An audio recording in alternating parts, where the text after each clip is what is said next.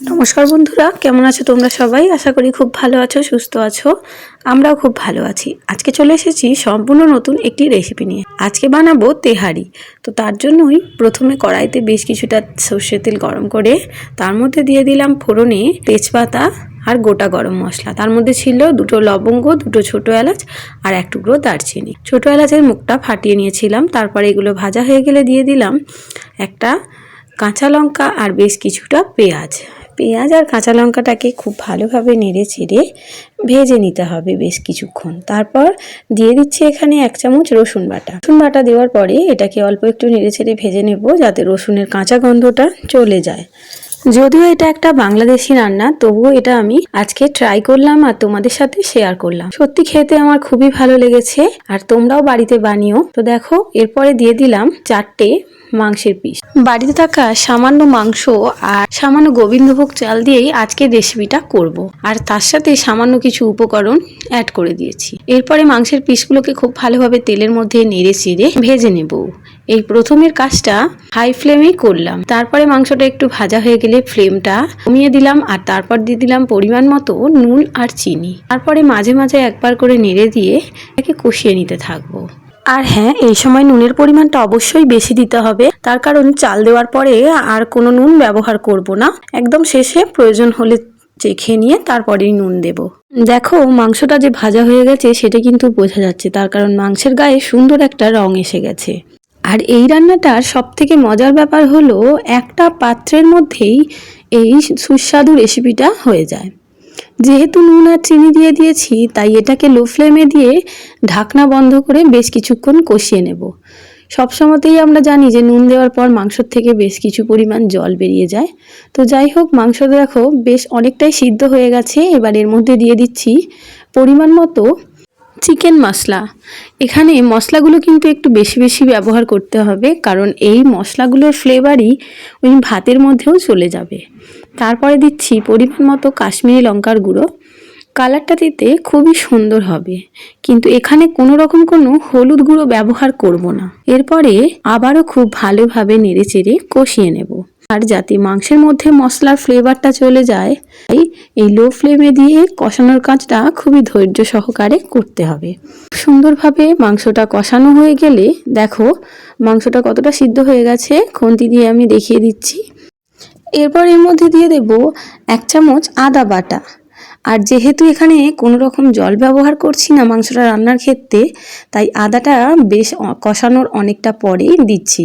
তার কারণ তেলের মধ্যে প্রথমের দিকে আদা দিয়ে দিলে কষতে কষতে আদাটা প্রায় তেতো হয়ে যায়, তাই স্বাদটা খুবই খারাপ হয়। তো আদাটা দেওয়ার পরেও অল্প কিছুক্ষণ নেড়ে চেড়ে কষিয়ে নিতে হবে।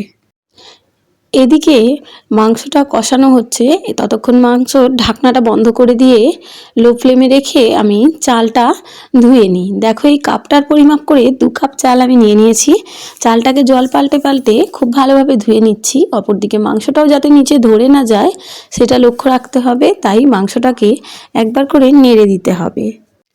চালটা খুব ভালোভাবে ধুয়ে নেওয়ার পর এই মাংসের মধ্যে দিয়ে দেব ধুয়ে নেওয়া চালটা, আর দিয়ে দেব একটা কাঁচা লঙ্কা। ঝালটা যে যার ইচ্ছা মতোই দিও, তবে এই রান্নাটায় খেয়ে দেখলাম একটু ঝালঝালি বেশ ভালো লাগলো। তো যাই হোক, দেখো চালটা ধোয়ার সময়তে বেশ কিছু জল এর মধ্যে থেকে গিয়েছিল, তাই চালটা দেওয়ার পর আমি হাই ফ্লেমে দিয়ে এটাকে ভালোভাবে নেড়ে চেড়ে একটু ভেজে নেব। আর যদি তোমাদের চালটা আগের থেকে জল ছড়ানো থাকে ধুয়ে, খুব বেশি জল না থাকে, তাহলে মিডিয়াম টু লো ফ্লেমে রেখে চালটাকে বেশ কিছুক্ষণ ধরে ভেজে নেবে। মিনিমাম 3 থেকে 4 মিনিট এই চালটাকে ভালোভাবে ভেজে নেওয়ার পর দেখো চালটা যখন প্রায় রং পাল্টে যাচ্ছে, তখন আমি গ্যাসে অপর দিকে বসিয়ে দিয়েছিলাম গরম জল। সেই একই কাপের মাপ করে এখানে আমি গরম জল দিয়ে দিচ্ছি 2.5 কাপ, আর দিয়ে দেব গরম দুধ, সেটা আমি 1.5 কাপ দেব। তার কারণ এখানে চাল আর জলের পরিমাণটা যেমন বাসন্তী পোলাওয়ের ক্ষেত্রে হয় ঠিক তেমনই হবে। এখানে চাল যতটা রয়েছে তার ডবল জল বা দুধ দিতে হবে। তো এখানে 3 ভাগের 1 ভাগ দিতে হবে দুধ আর 3 ভাগ দিতে হবে জল, তাই 2.5 কাপ গরম জল দিলাম আর দিয়ে দিচ্ছি 1.5 কাপ একদমই গরম দুধ। আমি এটা পরিমাপ করে নিয়েছিলাম 1.5 কাপ আর গরম করে নিয়েছিলাম। এরপরে দুধ আর জল দিয়ে দেওয়ার পর খুব ভালোভাবে একবার অবশ্যই নাড়াচাড়া দিয়ে দিতে হবে, না হলে সব কিছু এক জায়গায় দলা পাকিয়ে যাবে। চালগুলো দলা পাকিয়ে গেলে অতটাও খেতে ভালো লাগবে না। দেখো ঢাকনা বন্ধ করে ফুটতে দিলাম। 2-3 মিনিট পর এটা খুব ভালোভাবে ফুটে গেলে এই গ্যাসের ফ্লেমটা লোয়েতে করে দেব আর দিয়ে দেব পরিমাণ মতো ঘি। ঘিটা দেওয়ার পরে এটাকে খুব ভালোভাবে আবারও নাড়াচাড়া করে দেব। তারপর গ্যাসের ফ্লেমটা অফ করে 10 থেকে 15 মিনিটের জন্য এটাকে দমের জন্য রেখে দেব। 10-15 মিনিট পর এটা যখন ঠান্ডা হয়ে যাবে বেশ কিছুটা, তখন এটাকে পরিবেশন করব। দেখো ঠান্ডা হওয়ার পর এটা কতটা ঝুরো ঝুরো হয়েছে।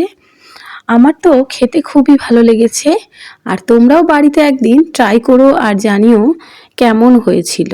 এই যে দেখো এখানে আমি পরিবেশন করে নিচ্ছি, আর এর সঙ্গে নিয়ে নিয়েছিলাম স্যালাড আর 1 টুকরো লেবু। আমি সচরাচর লেবু খাই না, কিন্তু এই রেসিপিটায় লেবুটা খেতে বেশ ভালোই লাগলো। তো যাই হোক, তোমরাও অবশ্যই স্যালাড আর লেবুর সাথেই খেও, এতে স্বাদটা অনেকটা বেড়ে যায়। কেমন লাগলো অবশ্যই জানিও, ভালো লাগলে একটি লাইক দিও, আর আমার চ্যানেলে নতুন বন্ধু হয়ে থাকলে চ্যানেলটিকে সাবস্ক্রাইব করে দিও। এই রকম আরও নিত্য নতুন ভিডিও সবার প্রথম দেখার জন্য পাশে থাকা বেল নোটিফিকেশানটি অন করে দিও। আর যদি কেউ ফেসবুক থেকে দেখো, পেজটিকে ফলো করে দিয়ে পাশে থাকার অনুরোধ করছি।